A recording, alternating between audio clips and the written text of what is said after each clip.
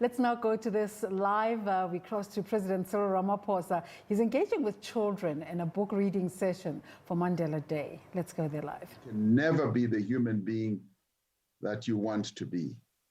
That is what Madiba said. It's an important value in your life, that you must be able to respect others.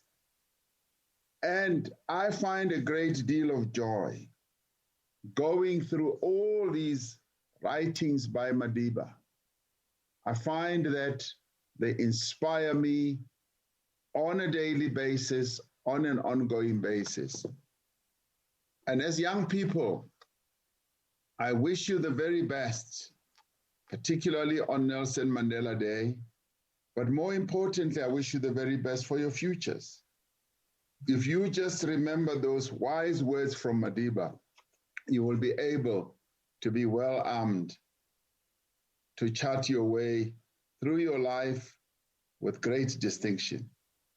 I want to thank you for giving me this opportunity to be with you and to share these very valuable moments with you. Thank you very much. Thank you.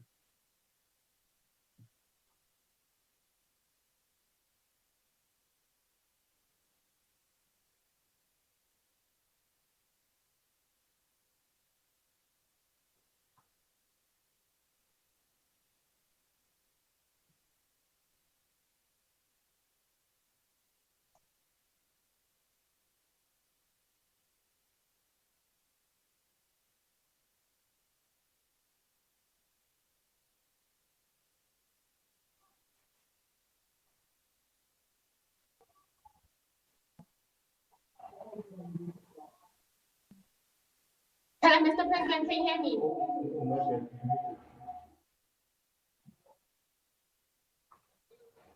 Yes, we can hear you. Okay, I'll ask Mr. Siyapolisi. We spoke about difficulties. The president spoke to us about difficulties. Do you have any words for us that we can hold on to when we go through tough times in our lives?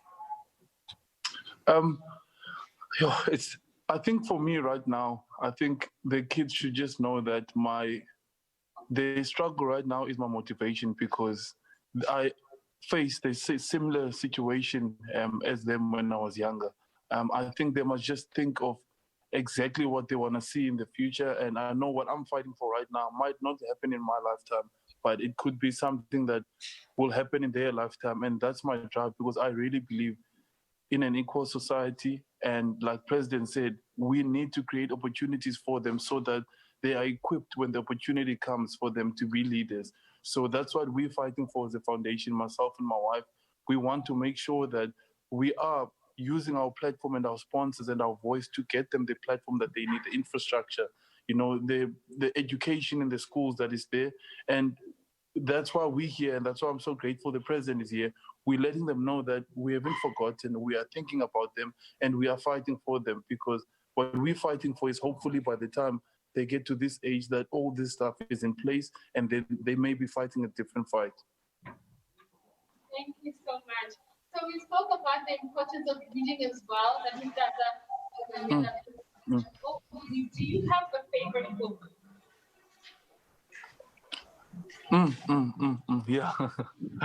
Yeah, so when the president said that, I realized that I also need to start educating myself a little bit more. And I think it's something that I've really missed in my life. And I've also realized that, you can't rely just on sports alone. You need to have so much more than that, because the lifespan of sport is not, it doesn't happen for a long time. So like the president said, now I have to make sure that I start educating myself as of now, because it's never too late. You are never too smart, or you can always gain a lot of knowledge. So I'm going to start reading now, hopefully read the book that the president was speaking about. Yes. Mr. President, do you have a favorite book?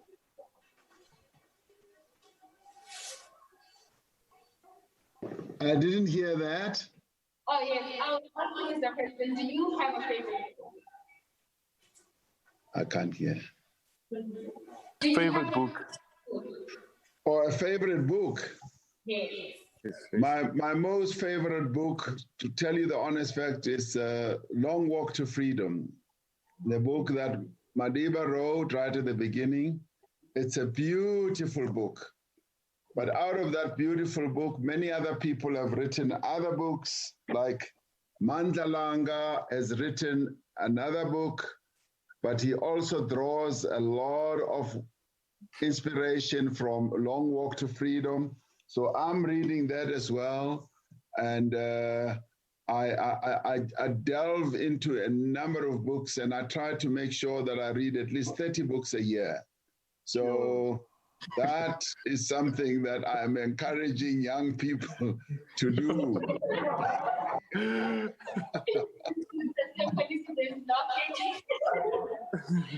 do you guys have anybody else? No, you guys have a question? One more question. Oh, God. You guys don't want to ask the president and Mr. Siapolisi anything? No? Oh, okay, I'll answer it instead. Mr.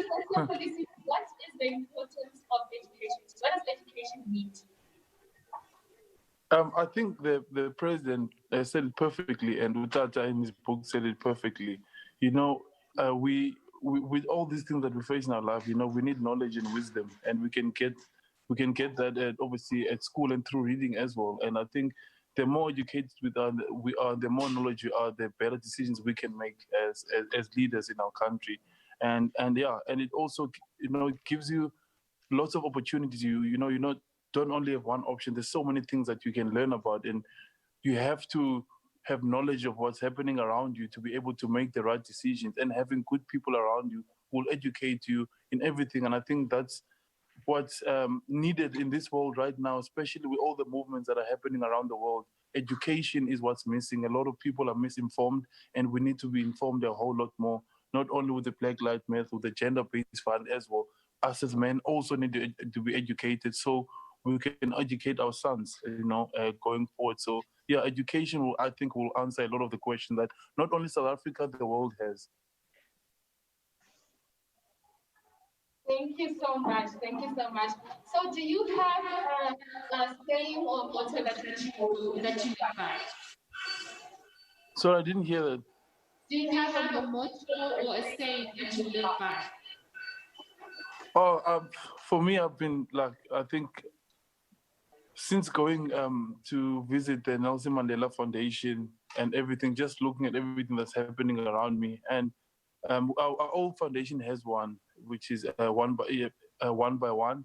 But for me, I think it's always to live the South Africa that you want to see each and every single day. That's why I say Nelson Mandela Day should be each and every single day. And on the 18th, we should reflect on all the work that we've done to make sure that we keep on striving and working towards the dream that Tata wanted to know, the Rainbow Nation.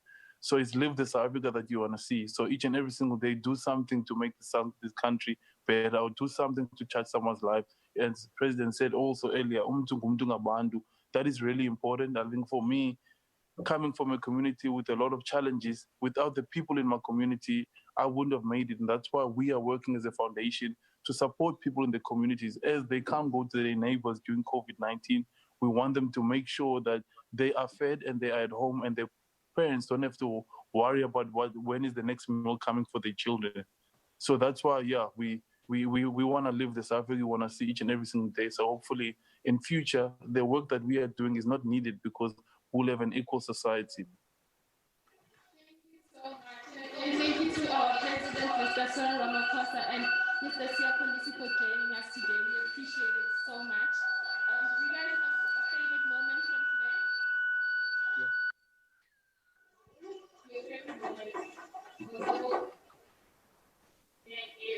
Okay. Thank you guys so much for joining us and sharing hope and to motivate us and sharing information about education and what it is to. Thank you guys so much. Thank you.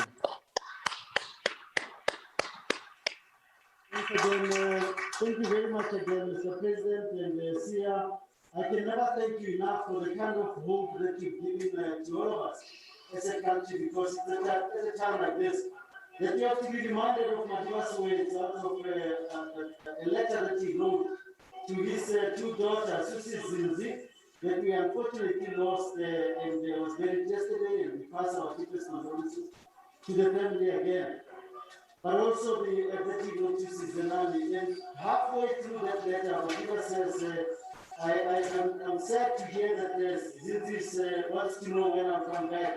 I don't know when that will be, but I know that I want to live the rest of my living years with you.